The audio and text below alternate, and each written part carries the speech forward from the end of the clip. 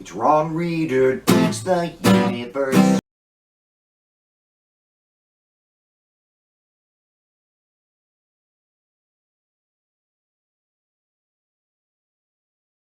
I'm Ron Reader, and this is Ron Reader Digs the Universe. And tonight, H-Town's Bayou Bodies.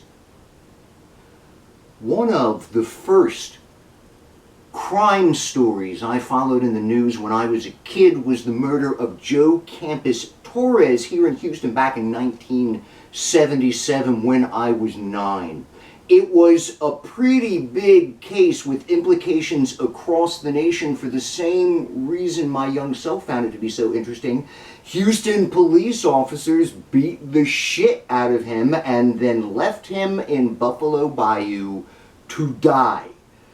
Locals let most of the cops off the hook, giving only 2 of them probation for manslaughter, but the feds eventually convicted 3 of these dirty cops for civil rights violations. The case became an early success story in taking on police racism and brutality, and police reforms soon followed.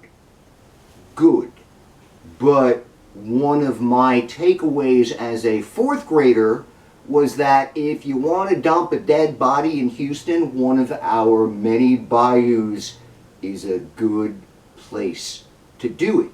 Over the years, I have seen a headline here or there about a body being found in this bayou or that bayou, and I'm like, it's a Houston thing.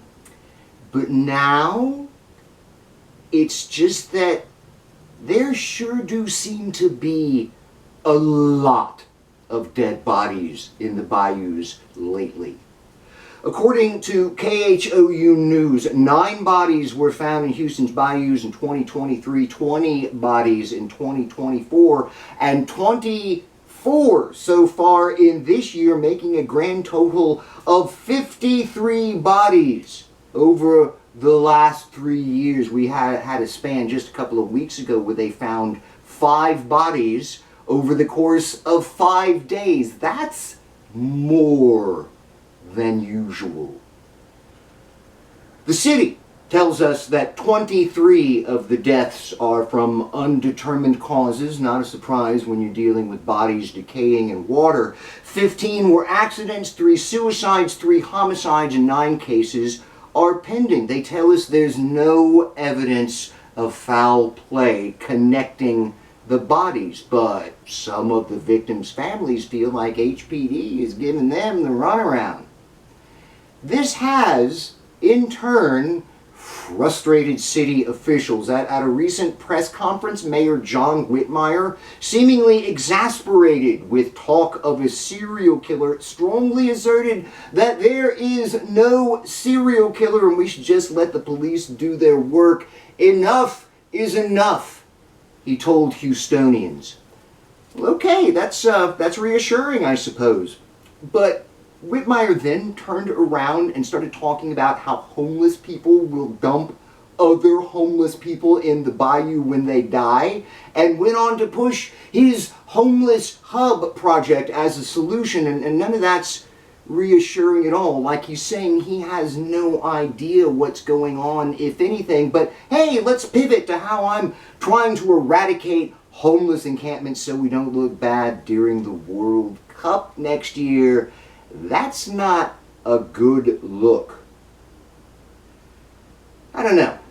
I take HPD at their word when they say they've seen no pattern or MO that would indicate a serial killer. I note that there are 2,500 miles of waterway in H-Town and that this is a big city and dead bodies are going to end up in those waterways sometimes. I even compared our bayou numbers with New York City's Hudson River yearly dead body tally, which is about 60. So it's not like we're off the charts or anything. Those 53 bayou bodies could be completely normal, and all the hype may very well be just as insubstantial as the drones of December a couple years back. So I'm not going to freak out. On the other hand, a neighbor's son was tragically murdered a couple of weeks ago, and his body was left in a vacant lot not 50 yards from White Oak Bayou here in the Heights. So maybe I will freak out a little bit. I'm Ron Reeder, and this has been Ron Reeder Digs the Universe. Join me, Ron Reeder, again next week for another episode of Ron Reeder Digs the Universe.